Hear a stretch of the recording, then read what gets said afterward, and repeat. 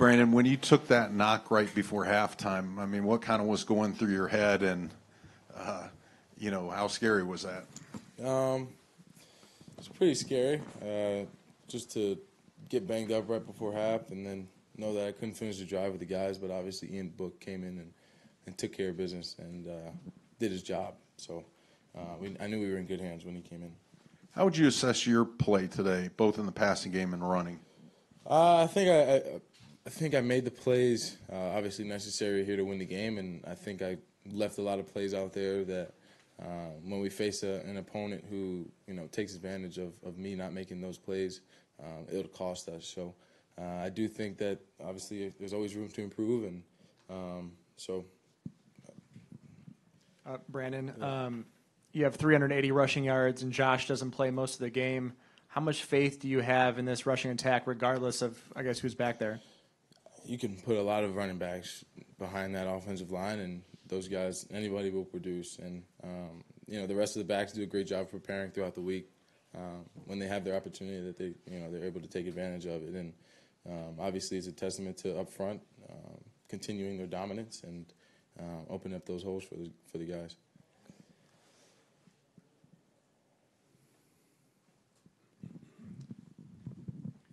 Brandon, over here. Oh, you got it? Hey, Brandon. I guess if last week's game was sort of a one where to see your progress you had to sort of look closely at tape, was today just more obvious to everyone? Did you feel like you really put on a performance that showed your growth as a quarterback today?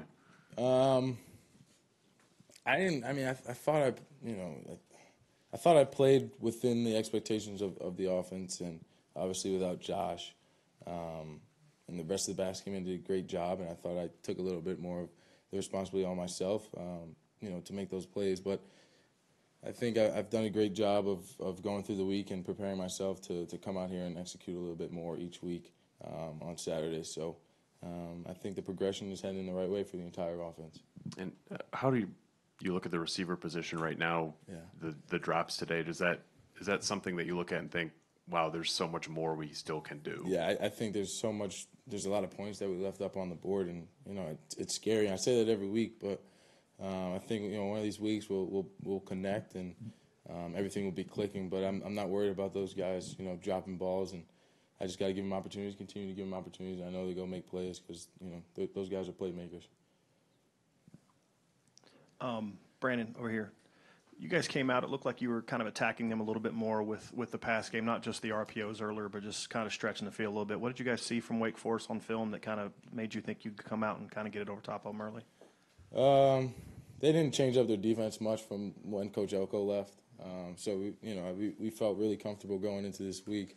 Haven't seen this defense from January, so we knew what they were going to try to do, and we knew the areas that we were able to exploit, and I think we did a good job of taking advantage of what they gave us. And like I said, those receivers made good plays, and obviously there was a couple of drops, but I know they'll clean that up for the rest of the guys next week. On the long touchdown run, was that just a called draw? Was that something where you had to count the box and either throw it outside or run? What was the call there? Yeah, that was another it was run pass option for myself, and it was a 4-1 box, and dropped back, and the backer widened out, and then I hit it up the middle, and the guys did a great job of. I mean, anybody could have ran through that hole, man. That was huge. Brandon, right down here. You had a 4th and 2, middle of the third quarter, and then with the game ended up getting closer, where you kind of got hit in the backfield and powered through for a 3-yard gain. Just talk about that play and what it meant. We're Bayless built. I don't know if you've heard that term before, but it's just the extra strength that the guys have built, and it's just the power and the willpower to pick up that first down, because I know it was a huge situation there, and it was the right read, but just got to power through like I did. People talk about you're gaining more confidence as a passer as the season goes on. Have you also gained that as a runner? Do you feel you run with more abandon? I think I'm smarter when I'm running now. As for Temple week, I kind of wanted to get hit, and now I'm veering away from that and kind of wanted to slide a little bit more. But when the first downs need to be picked up, I think I'll lower my shoulder and do what's necessary to get that. Any more? Anybody else? All right. Thank you, guys.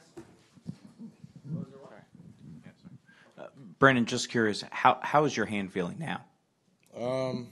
It's feeling good. Yeah, it's feeling good. Did it bother you at all during the game? Obviously, it's your non-throwing hand, but how did it affect you when you went back in? Just being able to maybe, push the ball to where I'm supposed to be throwing it from, and maybe under center, taking snaps from under center, but we don't do that too often, and we're able to do the things that we do under center, out of the gun or out of pistol. So it didn't affect much in terms of the throwing game, but maybe handing it off as well. But everything's good, and I'll be good to go next week. And then did this just turn into a game that you guys are just happy no matter what, just to get the victory despite, the final score and everything like that? No, I don't think any weeks turns into that. Coach talks about a mindset of dominating our opponents and not just winning games, and I think that's what we built for the past 8 months. So obviously with the score that we had today, we didn't dominate our opponent, and we'll go back and evaluate the film. And I think next week when we head down to Miami, I think it'll be a same outcome with a W, but a more dominant and convincing win. Thanks. Thank you.